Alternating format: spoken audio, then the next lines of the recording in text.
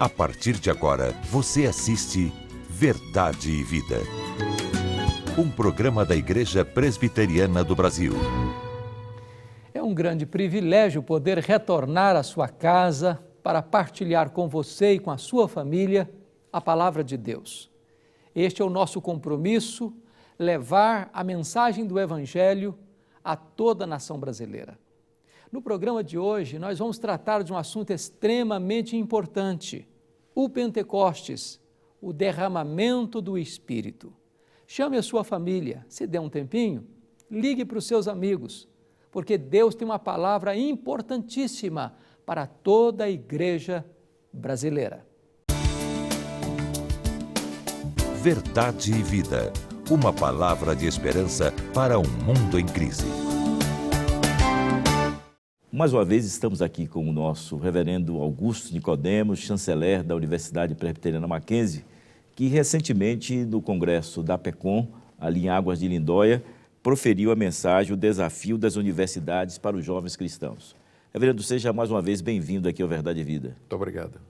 Reverendo, as igrejas têm preparado os seus jovens para entrarem na universidade? Eu acho que não. Teve uma pesquisa feita pelo Instituto Barna, nos Estados Unidos, saiu em novembro do ano passado. Essa pesquisa indicava que 50% dos jovens evangélicos, quando entram na universidade, eles são afetados na sua crença. Alguns se tornam ateus, outros ficam desigrejados e outros ficam confusos e com muitas dúvidas, sem saber direito mais em que eles vão acreditar. Eu não tenho essa pesquisa aqui no Brasil, mas eu acho que se fosse feita a resposta, o resultado da pesquisa seria pior, porque nos Estados Unidos a igreja evangélica tem muita influência ainda, e no Brasil nem tanto. Por isso, eu acredito que esse número seria muito pior. Então, também pela nossa experiência na universidade, o contato com universitários ao longo aí de muitos anos, nessa área na qual nós temos servido a Deus, eu diria que, infelizmente, as igrejas mandam para a universidade jovens completamente despreparados para o tipo de ambiente que eles vão encontrar lá. Um ambiente que nem sempre é um ambiente favorável ao cristianismo, na verdade é um ambiente até de hostilidade, com desafios intelectuais, desafios morais, a pressão de grupos dentro da própria universidade, de jovens que são muito voltados para a bebedeira, sexo livre e até mesmo uso de drogas. E o jovem cristão sai dali da mocidade, sai dali do grupo de adolescentes, entra na universidade onde ele não conhece ninguém e de repente ele é muito abalado, profundamente abalado. Então, infelizmente, esse é o quadro de despreparo dos jovens cristãos hoje quando eles adentram a universidade. Já que o ambiente universitário é um ambiente tão hostil, qual a saída para o jovem? Eu creio que, na verdade, começa em casa. Hoje em dia, o pai e a mãe cristãos, a família cristã, os pais cristãos, o que é que eles querem para o filho? Eles querem que o filho entre numa boa universidade, faça um bom curso, se gradue e arrume um emprego para continuar a sua vida. Então, os próprios pais não têm um alvo espiritual para o filho. Eles querem que o filho simplesmente vença na vida. Então, eu acho que começa em casa, Daniel, quando os pais procuram orientar os filhos e prepará-los para o que eles vão encontrar na universidade. Em seguida, vem o papel da própria igreja. A igreja deveria reconhecer o desafio, especialmente as igrejas tradicionais, como a própria Igreja Presbiteriana do Brasil, que atinge todos os níveis da população, mas se concentra mais na classe C, B e A, que é exatamente a classe de onde sai a maioria dos jovens que hoje estão indo para a universidade. Então, é um desafio e deveria, então, haver um preparo, classes especiais e pastores que se preocupam com essa situação, pastores que estudam mais, que estudem a questão do evolucionismo, do ateísmo, do naturalismo filosófico, para ajudar esses jovens a enfrentar o desafio. Então, passa pela família, passa pela igreja, classes especiais e uma vez na universidade, não é só jogar na universidade. a igreja deveria ter um programa de acompanhamento para ajudar esses jovens que às vezes está sozinho lá, não tem ninguém com quem ele possa se relacionar. Eu creio que passa por tudo isso. Eu, pessoalmente, passei pela ABU e na ABU nós militamos durante muito tempo dentro das universidades. E o senhor, enquanto chanceler de uma universidade confessional, que é a Universidade Mackenzie, Presbiteriana Mackenzie, qual o conselho que o senhor daria para o pastor da igreja, para os pais e para os próprios jovens que estão adentrando na universidade diante dessa tão grande hostilidade que eles enfrentam dentro da universidade? Bom, eu diria para você, pastor, que você deveria estar preparado e alerta para o que está acontecendo com a mocidade, com os adolescentes da sua igreja e investir no preparo deles para esse momento da universidade. Há necessidade de um treinamento especial, há necessidade de ajuda, resposta a questões intelectuais, porque o jovem de fato vai ser contestado e desafiado dentro do ambiente universitário. E para os pais, eu diria que você deveria colocar seu filho em oração diante de Deus e ter para ele outros alvos que não somente o subir na vida financeiramente, mas que ele seja de fato um cristão comprometido e responsável. Pedir a Deus que proteja seu filho, sua filha, durante o tempo que ele vai enfrentar na universidade. E quando ele entrar, pastores e pais, fazer um acompanhamento e não deixar lá largado, porque não existe vácuo. Alguma coisa vai preencher o vácuo da ausência do pastor, do pai e dos amigos ali. E se nós não ajudarmos, certamente os inimigos da nossa alma estarão lá para evangelizar nossos filhos e levá-los para outro caminho. O senhor usou um termo aí, desigrejados. O reverendo Augusto vai voltar no próximo programa tratando sobre esse tema. A mesma pesquisa que mostrou o crescimento dos evangélicos mostrou também que existe uma porta de saída que nós não estamos atentos, e esses são os desigrejados. Por enquanto, nós vamos ficar com essa mensagem musical e logo após, a mensagem que Deus preparou ao seu coração através do reverendo Hernandes Dias Lopes com o tema Pentecostes, o derramamento do Espírito. Verdade e vida. Uma palavra de esperança para um mundo em crise. O Santo Espírito desceu aqui, encheu a todos de poder. O testemunho de fiéis cristãos fez pecadores renascer. Fiéis em Cristo sem qualquer temor, saíram prontos a pregar e conseguiram mesmo em luta e dor, final vitória alcançar.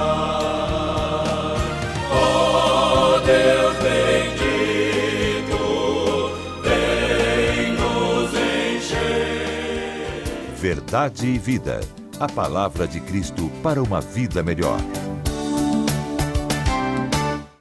Nós vamos tratar do tema proposto para o programa de hoje, que é o Pentecostes, o derramamento do Espírito. E vamos tratar desta matéria à luz de Atos dos Apóstolos, capítulo 2, versos de 1 a 42. O Pentecostes foi um marco na história da igreja, um divisor de águas na história do cristianismo. Jesus Cristo subiu aos céus e o Espírito Santo desceu à terra. Jesus enviou o Espírito para ser o outro Consolador, para estar para sempre com a igreja. O Pentecostes aconteceu 50 dias depois da Páscoa. E diz a Bíblia que os 120 discípulos estavam no cenáculo, perseverando unânimes em oração, aguardando a promessa do Pai, o derramamento do Espírito, o batismo com o Espírito Santo, o revestimento de poder.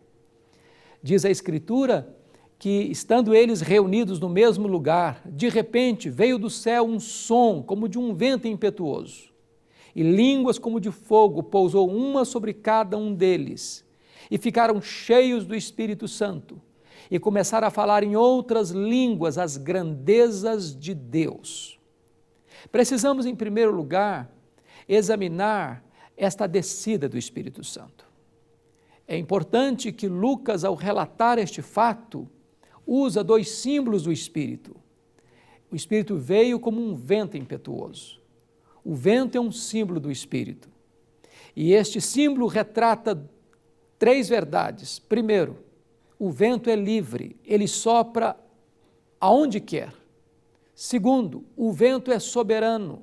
O homem pode medir a velocidade dos ventos, mas o homem não pode impedir que os ventos soprem. Terceiro, o vento é misterioso, não sabe nem de onde vem, nem para onde vai. Em outras palavras, o Espírito Santo é livre. Ele sopra onde nós jamais imaginaríamos que ele iria soprar. Ele sopra onde nós não sopraríamos. O Espírito Santo sopra na rua, no hospital, em casa, na igreja, num campo de futebol. O Espírito Santo é soberano, porque a obra dele é eficaz, é irresistível. Ele sopra onde quer. Mas é misterioso porque nós não conseguimos compreender toda a obra que o Espírito Santo realiza no coração do homem, transformando facínoras em santos, pegando o homem na sarjeta e o levantando como príncipe. Esta é uma obra gloriosa do poder do Espírito Santo de Deus. Mas também o Espírito Santo vem em línguas como de fogo, e também o fogo é um símbolo do Espírito. E isso traz para nós quatro figuras.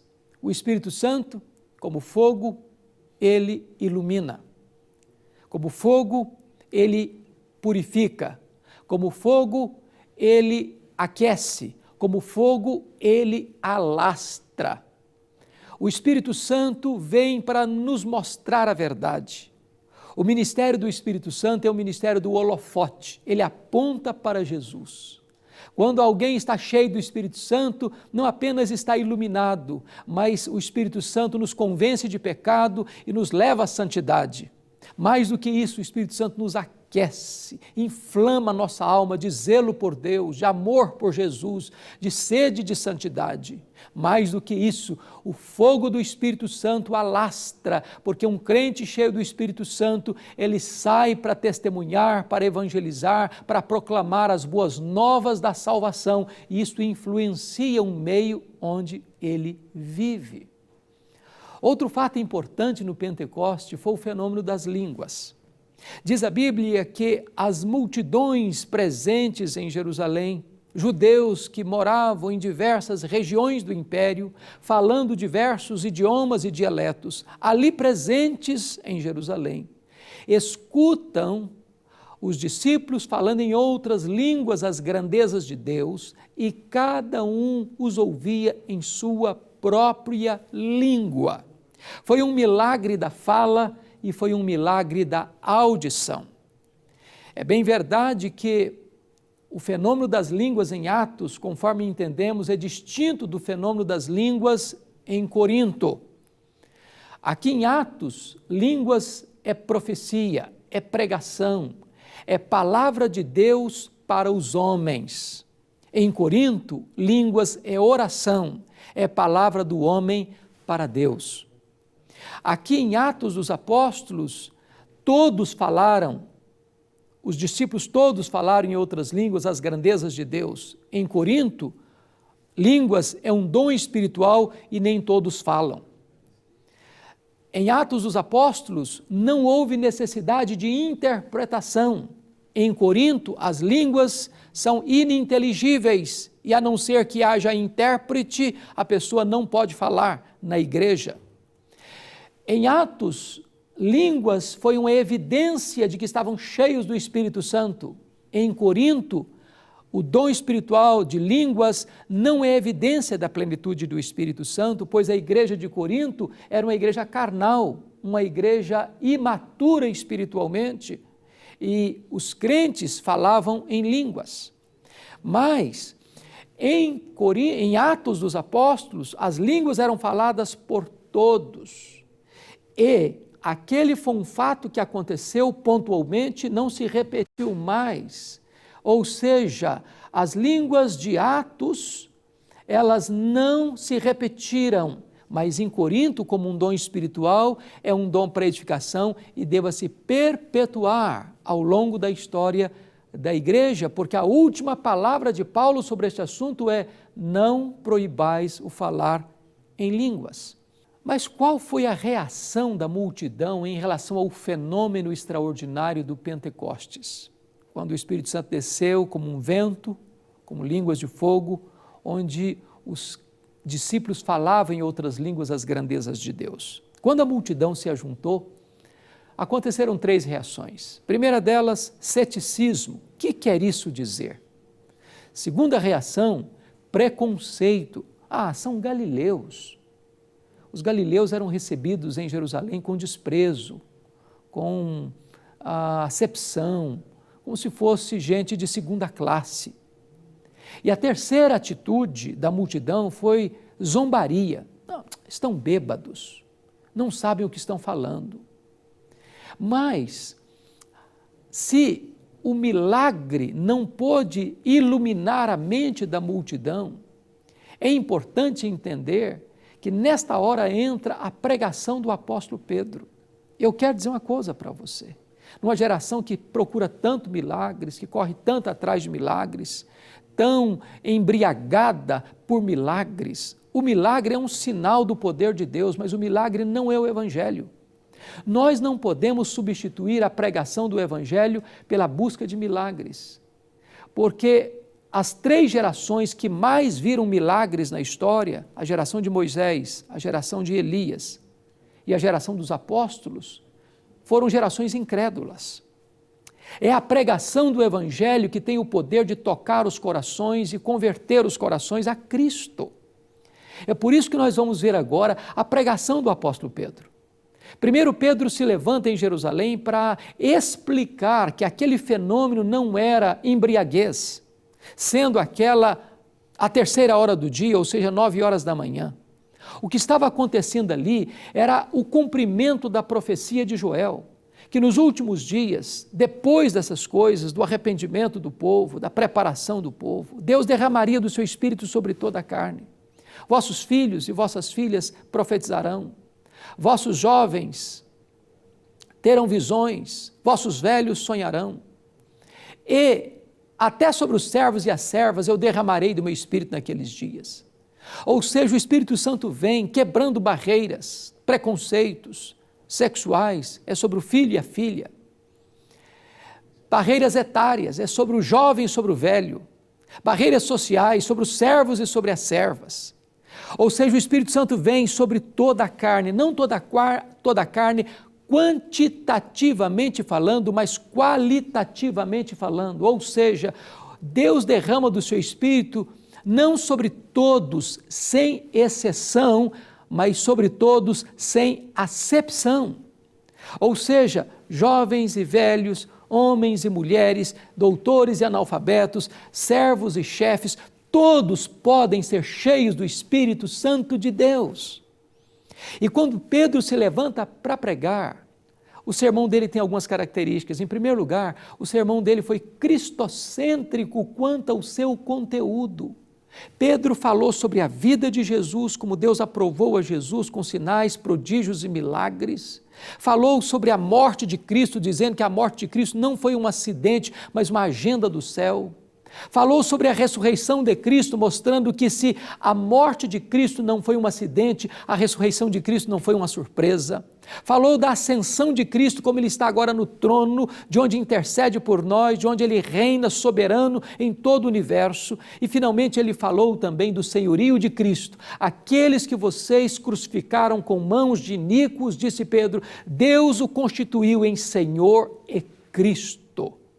Nós não podemos pregar hoje panaceia, pregar uma mensagem para agradar o auditório. Nós temos que pregar o Evangelho, nós temos que pregar Cristo. Cristo é a essência da pregação apostólica. Mas a pregação de Pedro não foi apenas cristocêntrica quanto ao seu conteúdo, ela foi clara acerca das suas exigências. O apóstolo Pedro disse: arrependei-vos e cada um de vós seja batizado em nome do Senhor Jesus. Não há pregação bíblica sem tocar na ferida, sem apontar o pecado, sem exigir mudança de vida, mudança de comportamento, mudança de mente, mudança de emoções, sem arrependimento. Mas a pregação de Pedro também foi específica quanto à promessa. Promessa com respeito ao passado, remissão de pecados, e promessa em relação ao futuro, recebereis o dom do Espírito Santo. E esta promessa não é apenas para vós, é para os vossos filhos, para aqueles que ainda estão longe, para quantos o Senhor nosso Deus chamar. Mas, finalmente, a pregação de Pedro foi vitoriosa quanto aos seus resultados. Diz a Bíblia que quando Pedro então está pregando, a multidão tem o seu coração compungido e pergunta: o que nós vamos fazer? E Pedro responde que eles deviam se arrepender, que eles deveriam ser batizados, que eles receberiam o poder do Espírito Santo. E diz a Bíblia que a resposta foi que naquele dia quase 3.000 pessoas são convertidas, batizadas e agregadas à igreja. Uma pregação no poder do Espírito Santo é uma pregação que produz resultados para a glória de Deus. Mas, finalmente, agora nós vamos ver qual é a atitude de uma igreja cheia do Espírito Santo. E Atos 2, 42 a 47, vai mostrar as marcas desta igreja cheia do Espírito Santo. Em primeiro lugar, uma igreja cheia do Espírito Santo é uma igreja que persevera na doutrina dos apóstolos. Uma igreja cheia do Espírito Santo não é aquela que fica andando atrás das novidades do mercado da fé, não é aquela que corre atrás de milagres, de coisas sensacionalistas. Uma igreja cheia do Espírito Santo é uma igreja firmada na palavra de Deus, fiel às Escrituras. Segundo, uma igreja cheia do Espírito Santo é uma igreja que persevera na oração, uma igreja que tem fome de Deus, que tem sede de Deus, que quer ter comunhão com Deus. Terceiro, uma igreja cheia do Espírito Santo é uma igreja que tem comunhão, onde há um só coração, uma só mente, um só propósito, uma só alma, onde os irmãos têm prazer de estarem juntos na casa de Deus, de casa em casa, tomando as suas refeições, onde há harmonia, onde há paz, onde há comunhão entre os próprios irmãos. Quarto lugar, uma igreja cheia do Espírito Santo é uma igreja onde tem temor de Deus e os sinais e prodígios de Deus. Hoje carecemos de uma igreja que tenha reverência, uma igreja que respeite a santidade de Deus, pois uma igreja que se curva diante da majestade de Deus, esta é a igreja que experimenta os prodígios e milagres de Deus.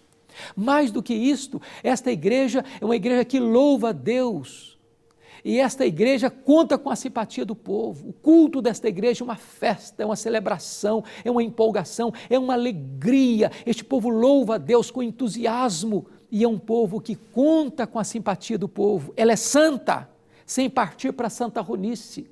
Ela é pura, sem ser farisaica. E por isso diz a Bíblia que dia a dia o Senhor acrescentava a esta igreja os que iam sendo salvos.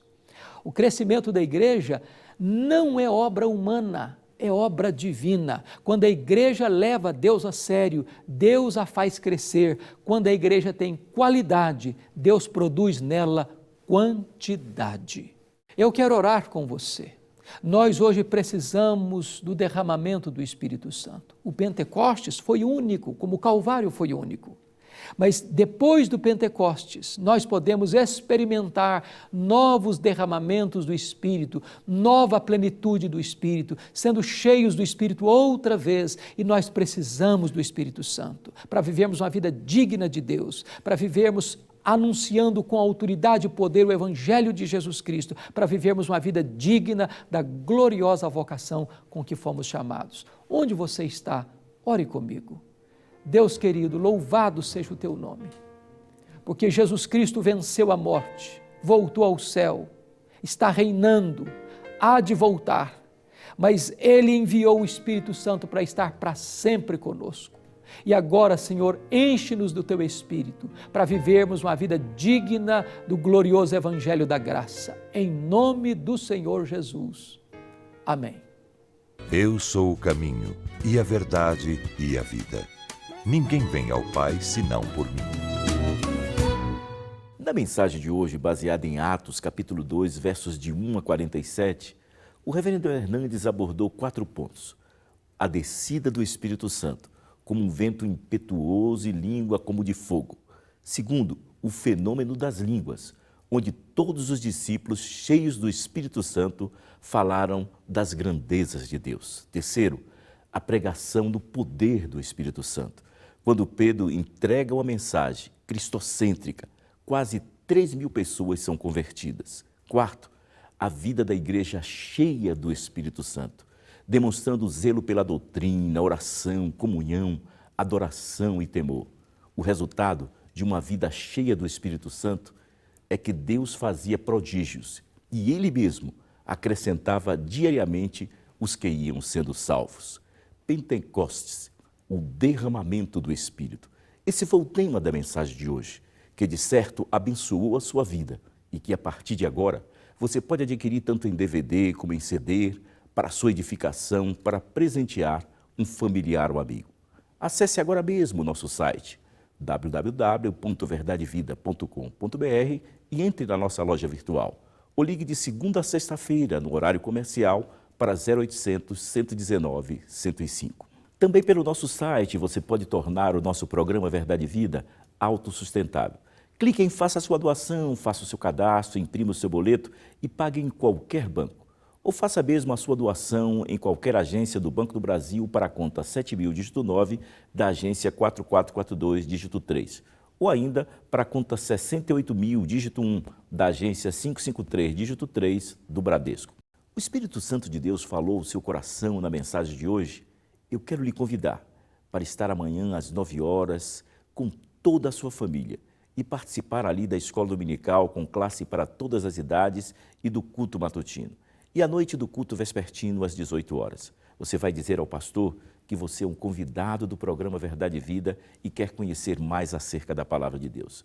Entre no nosso site www.verdadevida.com.br e clique em Igreja e encontre a Igreja Presbiteriana do Brasil mais próxima da sua casa. Você aí que é do Rio de Janeiro, nós temos amanhã um compromisso muito importante. A partir das 9 horas, ali na Avenida Atlântica, em Copacabana, com a nossa caminhada Cidadania. Ponha fé nessa ideia. A concentração será às 9 horas ali no Forte de Copacabana, no posto 6, onde caminharemos até o posto 3, onde realizaremos ali a cruzada Verdade e Vida, onde o reverendo Hernandes Dias Lopes estará ministrando a palavra de Deus aos pais no seu dia e a milhares de pessoas que participarão dessa programação de fé. E você que é de Recife, Pernambuco, aí Paraíba, Alagoas, Rio Grande do Norte, você também é o nosso convidado especial para participar do culto comemorativo dos 153 anos da nossa Igreja Presbiteriana do Brasil. Ele será realizado às 18 horas no Centro de Convenções de Pernambuco, em Olinda, e o presidente da nossa igreja, do Supremo Concílio, o reverendo Roberto Brasileiro, será o pregador da palavra e teremos a participação de todas as igrejas do Recife. A soberania de Deus na salvação. Esse é o tema do nosso próximo programa, neste mesmo horário, nesta mesma emissora. Até lá e que Deus muito o abençoe.